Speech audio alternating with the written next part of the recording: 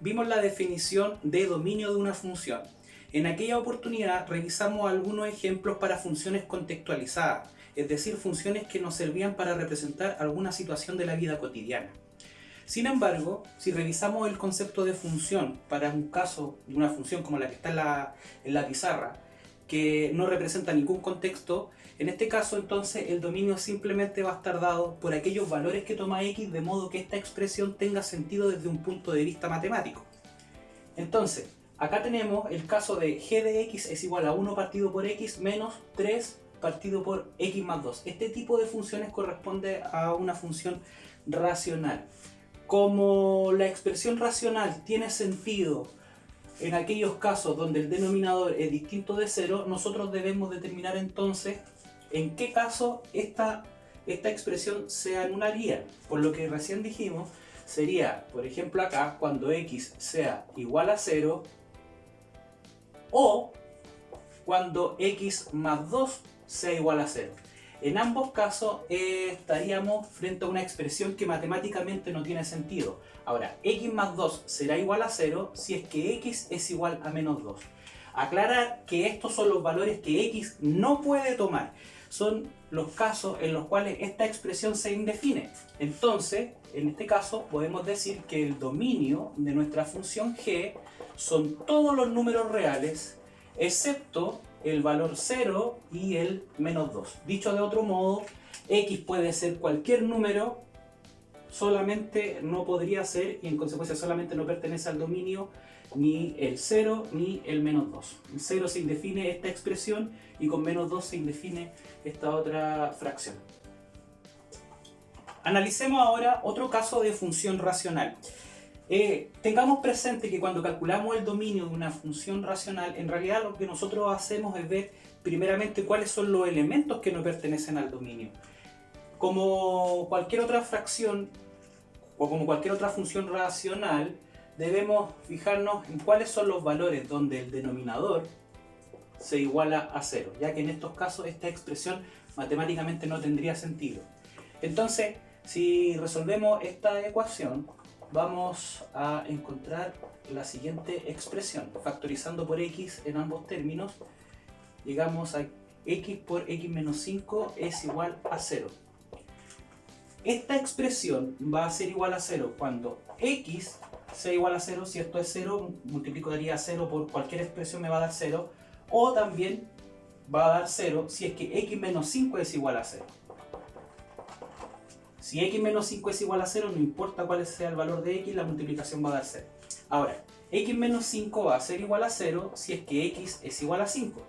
Entonces, estos son los valores 0 y 5 donde esta expresión se indefine.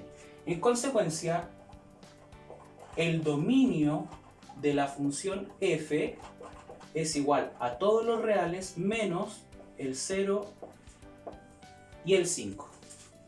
Seguimos ahora con otro caso de una función característica como es una función radical. Estas son las funciones donde la variable se encuentra dentro de una raíz.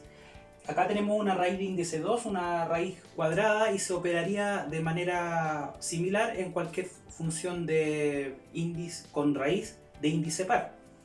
Entonces, lo que nos importa es determinar los valores de x para los cuales esta expresión tiene sentido. Como estamos trabajando con variable real, debemos fijarnos cuáles son los valores de x, de modo que toda esta cantidad que está dentro de la raíz, que se llama cantidad subradical, sea mayor o igual que 0. En efecto, en ese caso, la raíz se puede calcular. Entonces, cuando estamos frente a una función radical, lo que debemos hacer es resolver la inecuación de la forma cantidad subradical mayor o igual a 0.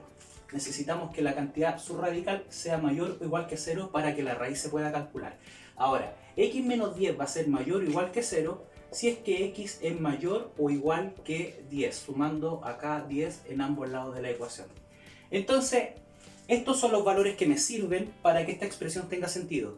Entonces, esto representa el dominio de mi función. Si lo queremos expresar de manera más formal, podemos decir el dominio de h es igual a todos los números que pertenecen a R, tal que ese número es mayor o igual que 10.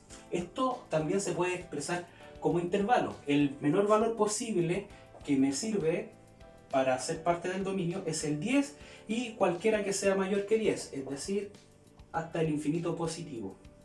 El 10 también sirve, en efecto 10 menos 10 es 0 y la raíz de 0 es 0. O sea, 10 también es parte del dominio.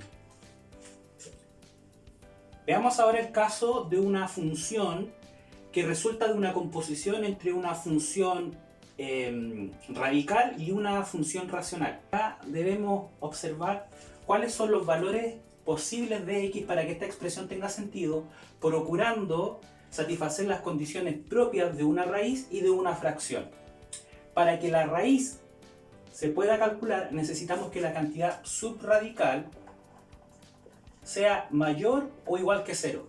Sin embargo, en el caso de que esta expresión, la cantidad subradical 2x menos 6, sea igual a 0, entonces tendríamos raíz de 0. Y la raíz de 0 es 0, obteniendo entonces una expresión fraccionaria con denominador igual a 0, lo cual no es permitido en matemáticas, lo cual no tiene sentido. No podemos dividir por 0. Entonces, aquí debemos ser un poco más exigentes con esta condición y eliminar la posibilidad de que esta expresión sea igual a 0. Si bien es cierto, esta expresión tiene sentido cuando vale 0 para calcular la raíz, no me sirve para calcular la expresión correspondiente a la fracción. Entonces, en definitiva, lo que tenemos que ver es cuáles son los valores que toma x para que la expresión 2x menos 6 sea mayor que 0. Esto es 2x mayor que 6, sumando 6 en ambos lados de la ecuación. Dividimos por 2 y entonces obtenemos que x debe ser mayor que 6 dividido por 2, o sea, 3.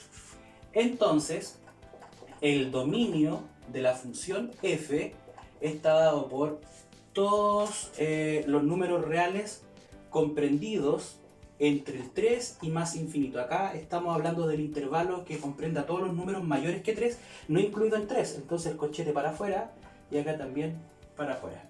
También lo podemos anotar por comprensión, diciendo que el dominio son todos los números que pertenecen a los reales, tal que ese número es mayor estricto que 3.